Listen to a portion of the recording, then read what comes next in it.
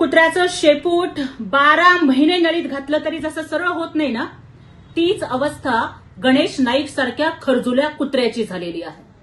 वारंवार फक्त एकनाथ शिंदे साहेब, डॉक्टर श्रीकांत शिंदे साहेब यांच्यावरती टीका करायची, याच्याशिवाय गणेश नाईकला दुसरा कुठला उद्योग धंदा राहिला नाही.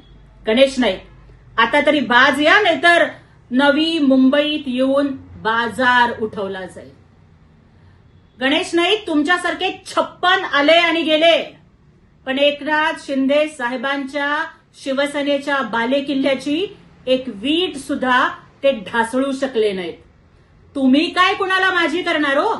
तेव्हा तुम्हाला दोनदा पराभवाचं तोंड बघावं लागलं. एकदा तर मंदाताईंसारख्या एका महिलेनी तुमचा पराभव केला. एका बाईनं तुमच्यासारख्या पाजीला माझी केलं.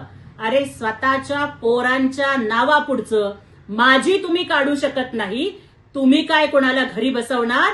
तुमच्यासारख्या नवी मुंबई गिळंकृत करणाऱ्या डायनासॉरला नवी मुंबईची जनताच आता अस्ताला पाठवणार आहे. त्यामुळे गणेश नाईक बंद करा हे धंदे.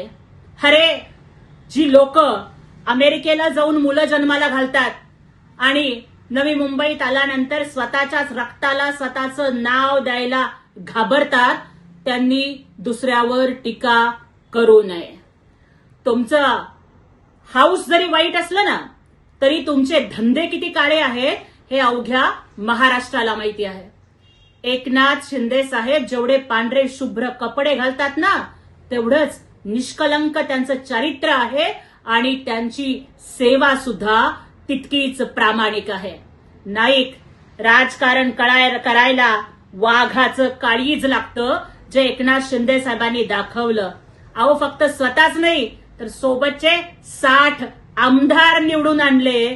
तुम्ही आधी तुमच्या घरात काय चाललंय ते बघा. जो माणूस स्वतःचं घर सावरू शकत नाही, त्यांनी दुसऱ्यावरती टीका करण्याचा उद्योग करू नये. शेवटचं एवढंच सांगते, Ganesh Naik, if you are bad, remember Eknath Shinde साहेब इज युअर डॅड.